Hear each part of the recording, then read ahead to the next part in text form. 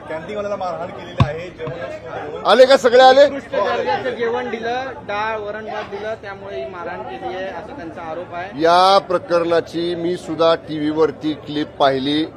आता मी सभागृहात निघालेलो आहे. माझी लक्षवेधी एक सूचना सकाळच्या मॉर्निंग सेशनमध्ये आहे. मी आमदार माननीय संजय गायकवाड साहेबांशी या बाबतीत चर्चा करतो की नेमकं अशा प्रकरणानं काय नेमकं घडलं, कसलं जेवण त्यांना देण्यात आलं आणि एवढा त्यांनी मारहाण करण्यापर्यंत प्रकरण का गेलं.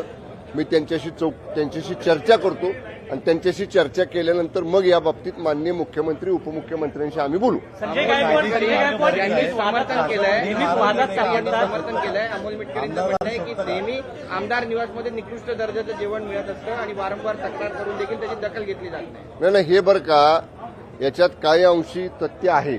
माननीय आमदार संजय गायकवाड साहेबांचं जे म्हणणं आहे ना, कारण आम्ही सुद्धा मंत्री व्हायच्या आधी आकाशवाणी आमदार निवासला राहिलेलो आहे. आम्ही मंत्री व्हायच्या आधी मनोरा आमदार निवासला राहिलेलो आहे. तिथल्या जेवणांच्या बाबतीत आमच्या सुद्धा बऱ्याचदा तक्रारी झाल्या, परंतु अशा पद्धतीनं हात उचलणं कर्मचाऱ्यावर हे काय यापूर्वी कधी घडलं नव्हतं.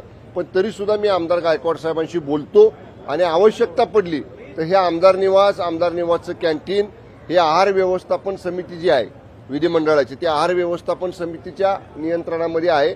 आहार व्यवस्थापन समितीच्या समिती प्रमुखांच्याशी सुद्धा आम्ही बोलू आणि निश्चितपणे यातनं खाद्यपदार्थाचा दर्जा कसा सुधारला जाईल आमदार निवासांमधला या बाबतीत सुद्धा आहार समिती